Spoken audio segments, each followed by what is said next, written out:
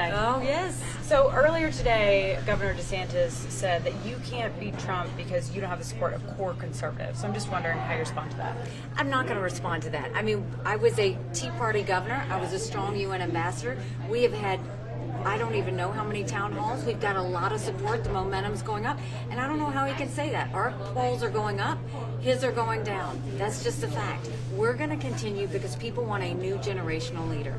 They don't want the chaos. They don't want the drama. What you get with me is a strong conservative that cares about the economy, that's going to get our kids reading and take education back to the basics, that's going to secure our border, that's going to bring law and order back to our country, and that has the foreign policy experience to make sure we prevent wars and we're strong.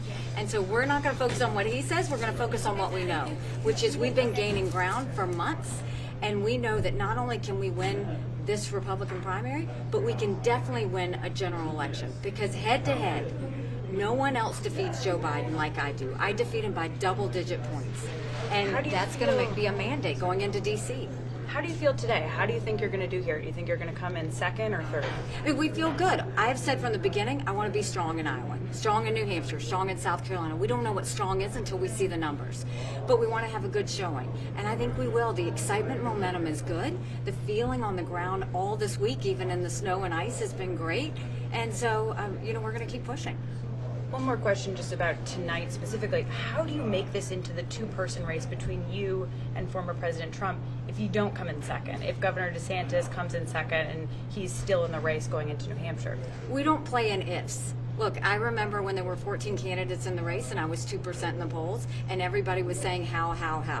I am showing you how. We're going to continue to show you how. Let's look and see what the caucus numbers are tonight, and then let's head to New Hampshire, because that's what our plan is.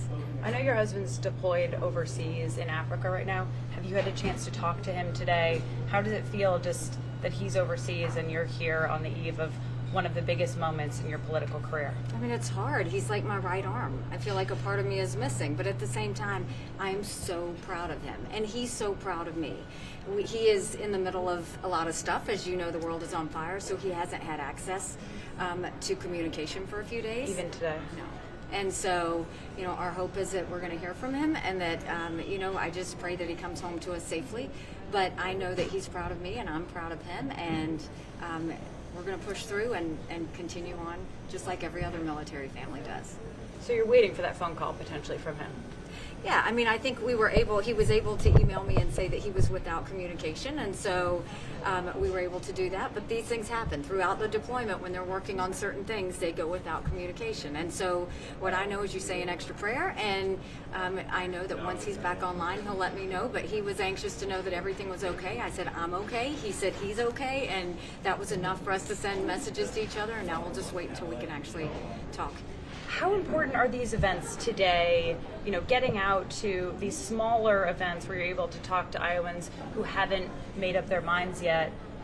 Why are you out here, when you can actually do it? I mean, we had a couple of hundred people at a diner this morning, but you go to places like this because it's all about people having access.